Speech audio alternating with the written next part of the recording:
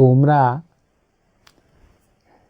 বলতে পারো আমায়, সুন্দর করে ঠাকুর গড়ে 16 উপচারে পুজো করে সেই ঠাকুর জলে কেন ডোবায়?